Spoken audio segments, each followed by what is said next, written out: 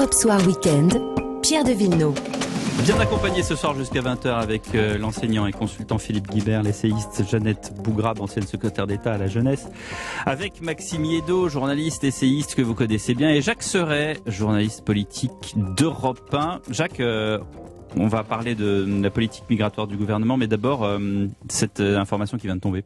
Oui, information qui vient de tomber. Le président de la République, Emmanuel Macron, va s'exprimer mardi soir, à 20h. Alors il devrait évoquer évidemment la situation sanitaire et également la reprise économique, les réformes qui sont conduites dans le pays. Il avait annoncé lors de son allocution du 12 juillet dernier, je ne sais pas si vous vous en souvenez, qu'il ferait un point devant les Français à l'automne. Et donc c'est confirmé, ce sera mardi 9 novembre. Donc il sera évidemment question notamment du Covid et on en parle nous en deuxième heure à partir de 19h15. Nous, à l'heure actuelle, on va parler de ce drame que vit Calais, que revit Calais. 2 migrants morts en mer cette semaine et ces 4 autres percutés par un TER hier soir. Bilan 1 mort, 1 blessé grave. Un drame qui n'est pas sans rappeler Sangatte, Grande-Synthe, tous ces ghettos, ces villes-cités regroupant des hommes, des femmes, des enfants qui n'ont qu'un seul but, traverser la Manche pour rejoindre l'Angleterre, pour rejoindre cet Eldorado que quelqu'un leur a promis. En attendant, ces migrants sont coincés à Calais. Le ministre Darmanin a multiplié dernièrement les déplacements, a enjoint aussi les autorités britanniques à travailler avec lui sur le problème. Les associations humanitaires, elles, contestent le travail de la police. Sans elles, elles rendent la vie des migrants dans le Calaisis de plus en plus misérable. Quant au président des Hauts-de-France, Xavier Bertrand, il a pris la parole ce matin sur France Info. Ce président, depuis quasiment 5 ans, ne fait rien. Il n'applique pas la loi française pour expulser ceux qui n'ont pas de titre pour rester chez nous. Il n'engage pas le bras de fer nécessaire avec les Britanniques et il ne met pas en place la renégociation des accords du Touquet, la dénonciation des accords du Touquet. Et il ne se bat pas à des milliers de kilomètres de Calais pour que nous ayons également aux frontières de l'Europe les mesures qui s'imposent. Voilà, est-ce que Xavier Bertrand a raison de dire ça ? Et il rase gratis là parce qu'il est dans l'opposition aujourd'hui, parce que dénoncer les accords de Touquet, vu le contexte des négociations avec la Grande-Bretagne sur plein d'autres sujets en ce moment, je suis pas sûr qu'on trouve une solution. De fait, ces accords nous conduisent à gérer la frontière à Calais. Et le préfet Leski, qui est le directeur des offices de l'Office des migrations, a fait une proposition qui est de proposer à tout migrant un hébergement, pas à Calais, parce qu'il considère qu'il ne faut pas recréer une jungle de Calais. Oui. Et c'est pour ça qu'il y a une crispation avec les associations aujourd'hui. Et en même temps, d'avoir des conditions d'interpellation de ces migrants qui soient plus humaines, parce que c'est vrai qu'on les prévenait, qu'on les prévienne au minimum, qu'ils puissent prendre leurs affaires personnelles sur le plan humain. Il y a des gens qui font des grèves de la faim quand même pour défendre les migrants. Il y a des drames, il y a celui du TER, mais il y a celui aussi des migrants qu'on retrouve à la mer. Il y a eu d'autres morts. Et donc il y a une pression. J'ai pris effectivement les derniers faits d'actualité. Absolument. C'est le dernier fait qui date d'hier soir. Donc on est dans une situation qui est tragique. Les solutions, Xavier Bertrand cite le souhaitable. On est tous d'accord que ça serait plus simple de dénoncer les accords du Touquet et que les Britanniques gèrent leurs frontières, mais enfin comment faire, et qu'effectivement ceux qui n'ont pas de titre à être en France soient expulsés. J'aimerais que le souhaitable soit le possible et j'en suis pas si sûr. Jeannette Bougrabe. On n'a pas progressé sur les questions migratoires, donc c'est une sorte d'impuissance en réalité du système. Du système français, du système européen. Alors on a beau essayer de cantonner et de laisser aux Grecs, aux Turcs, on ferme les yeux sur nos grands principes en espérant que des pays qui sont peu respectueux de l'état de droit, je pense à la Turquie, gèrent des flux migratoires. On se pose la question, on en vient à regretter, certains osent le dire, c'est infâme, à regretter Kadhafi parce qu'il disait qu'au moins il contrôlait des flux migratoires. On voit la situation des gens morts dans la Méditerranée, des jeunes qui sont prêts plutôt à crever dans l'eau plutôt que rester dans leur pays. Je pense à l'Algérie avec l'Arga, en fait, cette espèce de passage. Et de l'autre, effectivement, un État qui est un État puissant, qui est un État assez énorme, qui n'est pas capable en réalité de reconduire à la frontière. Et on voit bien que quand le chef de l'État a menacé le Maroc, la Tunisie, l'Algérie d'arrêter de délivrer des visas s'ils ne reprenaient pas certains de leurs ressortissants, les États ne plient pas. Donc de toute façon, il faut remettre à plat les choses, il faut les remettre. Et alors c'est peut-être que l'expression race gratis est pas terrible, mais c'est pas pour un État de droit, c'est pas satisfaisant parce que évidemment c'est à des veilles de campagne comme ça électorale, on se souvient de drames notamment. De l'attentat à Nice, en fait, de ce ressortissant qui est arrivé. On se souvient de ces 2 jeunes filles assassinées à Marseille par une personne qui devait être reconduite à la frontière depuis des mois. Donc c'est inacceptable et ça peut conduire bien évidemment à des grands drames.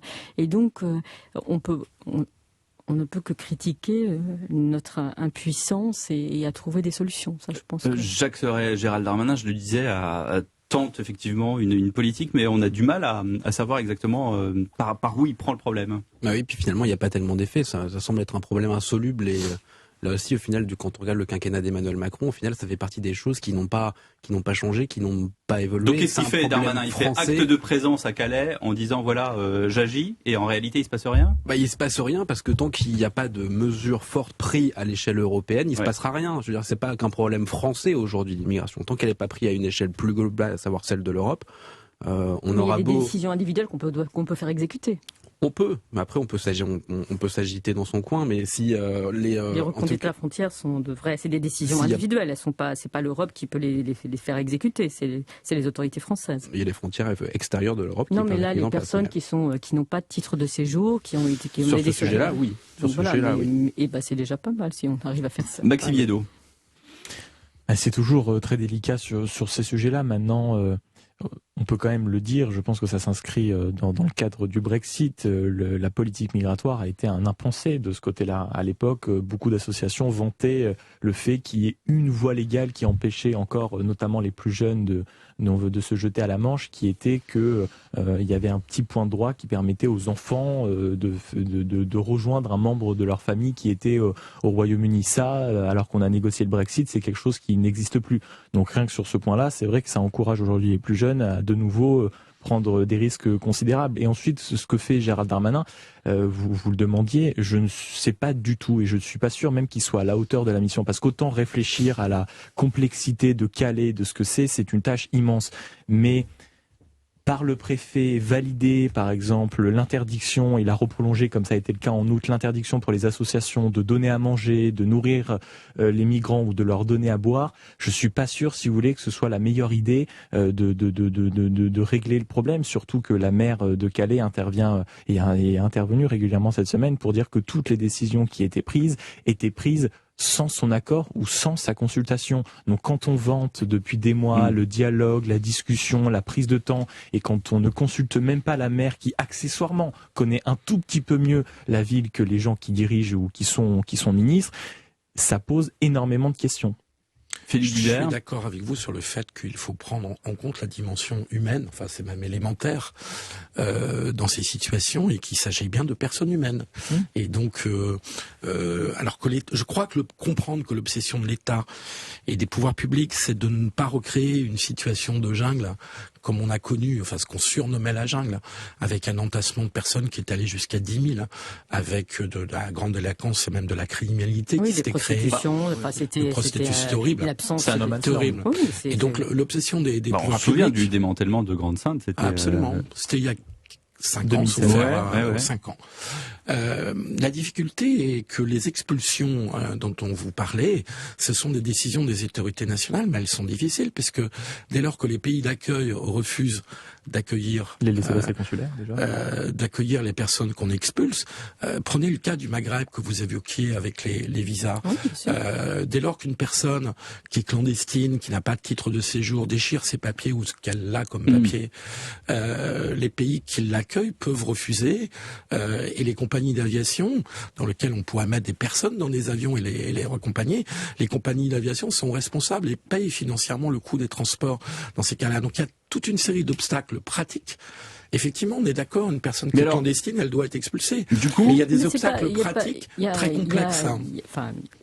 Les problématiques que rencontre la France, elle n'est pas le seul. Il y a 2 ou 3 jours, je citais tout à l'heure vos confrères du Monde, parlaient du cas danois en fait, et notamment ils souhaitent expulser, estimant que la Syrie n'est plus une zone d'insécurité, donc veut expulser les ressortissants syriens qui sont arrivés il y a 6 ans, 7 ans, et des gens qui sont enfermés dans des centres de rétention, barbelés, grillages, des gens qui se sont intégrés dans la société danoise. Et les Danois n'ont pas d'état d'âme. Je ne sais pas comment ils se sont intégrés s'ils sont dans des centres de rétention avec des barbelés. Non, ils sont là maintenant parce qu'ils ont dit maintenant il faut partir. Et donc il y a pas évidemment que les difficultés que rencontre la France, on a raison, d'autres pays européens les rencontrent à titre individuel.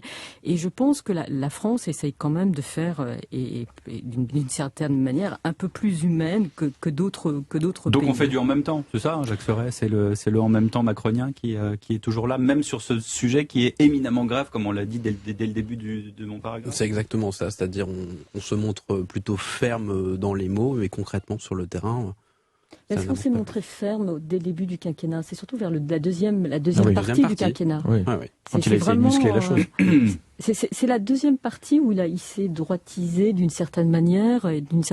En attendant, dans le Calaisis, qu'est-ce qui se passe? Parce qu'on a effectivement une partie des migrants qui arrivent à passer la Manche. Il y a d'autres effectivement qui rejoignent un autre pays, mais il y a des migrants qui restent là. Je crois que beaucoup en fait souhaitent partir parce que la France n'est pas nécellement un pays attractif en fait. Ce n'est pas le pays visé au départ, généralement. Donc c'est qu'une zone de passage. Donc et peut-être il faut quand même discuter avec les Britanniques parce qu'ils ont quand même un problème de main d'œuvre. Donc ils ont eu une politique. Vous avez une idée pour Boris Johnson?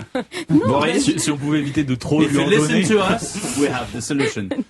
Mais non, ils ont plus de chauffeurs routiers. Au-delà de la blague. Ils ont plus de chauffeurs routiers. Ils en font appel à la. Non, mais là, c'est caricatural ce que vous proposez. Non, pas du tout. Regardez. Attendez. Ça faut une formation quand même pour être chauffeur routier. On peut pas dire tiens voilà un camion. Mon grand France. Si vous prenez le cas du Canada, ils accueillent plus de migrants, de travailleurs migrants que nous. En fait, donc on est capable en réalité, ils sont capables de faire une formation, on est capable de faire des choses. Donc les gens ne veulent pas rester en France. Donc en gros, c'est une zone de passage. Je crois mais de toute façon, les Britanniques seront obligés de revoir leur politique migratoire. C'est tout ce que je dis. J'ai pas dit que voilà. Mais la seule chose, c'est que nous ne savons pas gérer les flux migratoires. C'est-à-dire que d'autres pays, on en parlait ensemble il n'y a pas si longtemps que ça, savent en réalité, en fonction des secteurs économiques tendus, ils savent faire venir des gens et être attractifs. Philippe Guibert. Je crois d'abord que l'attractivité de la Grande-Bretagne tient aussi à la langue, parce que le français a beaucoup reculé, la francophonie n'est plus ce qu'elle était. Là, les personnes dont on parle, qui ont connu pour une d'entre elles un sort tragique, sont érythréennes. Donc je pense que l'attractivité de la Grande-Bretagne tient effectivement à la capacité à avoir des petits boulots, peut-être plus qu'en France, et d'autre part à la langue. Et donc c'est pas effectivement en France qu'ils veulent rester. Moi je trouve que dans ce débat sur l'immigration, je dis pas ça pour vos propositions en particulier, je trouve qu'on est vraiment dans cette campagne présidentielle, on est vraiment dans le souhaitable. Moi j'aimerais qu'on se confronte un peu aux réalités et qu'on sache exactement pratiquement comment on fait les choses. Il y a qu'à expulser les gens qui n'ont pas de séjour, oui bien sûr, mais encore une fois on se heurte à des problèmes très pratiques. La diminution des visas dans les 3 pays du Maghreb qui nous sont proches, pourquoi ça ne marche pas? Tout simplement parce que ce sont des régimes qui n'ont pas du tout la même pression de l'opinion publique que dans les démocraties européennes. Alors l'Algérie, c'est un régime totalement autoritaire, pour pas dire plus. Le Maroc, et je crois qu'on peut le dire, le Maroc n'est pas une démocratie au sens européen du terme, occidental du terme. C'est une monarchie aussi. C'est une monarchie où le roi a beaucoup de pouvoir, énormément. beaucoup. Ouais. Et donc la pression de sa population. Les Marocains, par exemple, si on prend le cas les Marocains font beaucoup d'efforts. Par exemple, les mineurs isolés de Paris, une délégation de la police marocaine est venue parce qu'il y a le problème. Oui. Mais ils font moins d'efforts sur les visas consulaires et ça, vous l'avez constaté dernièrement. Moins d'efforts sur la drogue. Ils en font même pas du tout. Excusez-moi. La drogue, c'est encore autre chose. Jacques Serret, vous vouliez intervenir? Oui, il ne faut pas oublier, on peut aussi penser que la France a des moyens de pression. Je veux dire, c'est rarement évoqué, mais si demain dit Si la France dit on arrête la liaison pour un peu caricaturer Paris-Alger, si l'Algérie ne prend pas ses ressortissants, c'est simple, du jour au lendemain, je peux vous dire que l'Algérie, ils vont les récupérer. Non, mais je crois pas que ça marche. Vous y allez au forceps, vous à un moment donné, quand il y a un point de blocage qui dure sur des semaines ou des mois, on va vous faire faire un petit stage au Quai d'Orsay, vous allez voir comment ça se passe, c'est pas exactement comme ça. Non, les Algériens s'aideront pas, parce qu'en plus, ils le feront ils sont capables, ils ont une capacité de, justement, les relations sont tellement tendues en ce moment avec la France, et on le disait, c'est que la politique de visa est quand même beaucoup moins généreuse ces derniers temps, parce que, comme vous le savez, il y a eu en fait, la gestion des visas est souvent en réalité déléguée à des opérateurs qui s'occupent de cela. C'est assez difficile, donc ils n'ont pas le sentiment que. Donc aujourd'hui, la France n'a pas de moyens de pression face à l'Algérie. On est la 5e puissance mondiale, on peut rien faire concrètement. Je crains. En tout cas, je pense que c'est un travail de longue Pas haleine. comme ça, je pense. Peut-être pas comme ça, mais en mesure concrète, aujourd'hui, il n'y en a pas. On n'est pas dans la politique magique quand on discute et qu'on négocie avec des régimes qui sont ce qu'ils sont. Philippe Guibert, Jacques Serret a raison de soulever ce point, dans le sens où quand il y a eu la guerre en Ukraine, effectivement, il y a eu des sanctions financières de l'Union européenne, d'ailleurs pas seulement de la France. Donc est-ce qu'il n'y a pas une manière de sanctionner l'Algérie sur cette question-là ? Ça, c'est une question qui est ouverte. Il faudrait voir si ça a eu une efficacité réelle, les sanctions financières dans le cas du conflit ukrainien, qui, à ma connaissance, n'est pas totalement réglé. Mais je ne dis pas du tout qu'il faut rien faire, qu'on comprenne bien, qu'il n'y ait pas de malentendu. Je dis simplement qu'avec des régimes qui sont ceux des pays dont on parle, je parle même pas de l'Érythrée où l'existence de l'État doit être quelque chose d'assez abstrait, il faut être dans une politique de longue haleine et je ne crois pas qu'il y ait de coup de baguette magique. Philippe Guibert, Jeannette Bougrab, Maxime Yeddo et Jacques Serret sont à table. Dans un instant, on parle des Dalton. À tout de suite.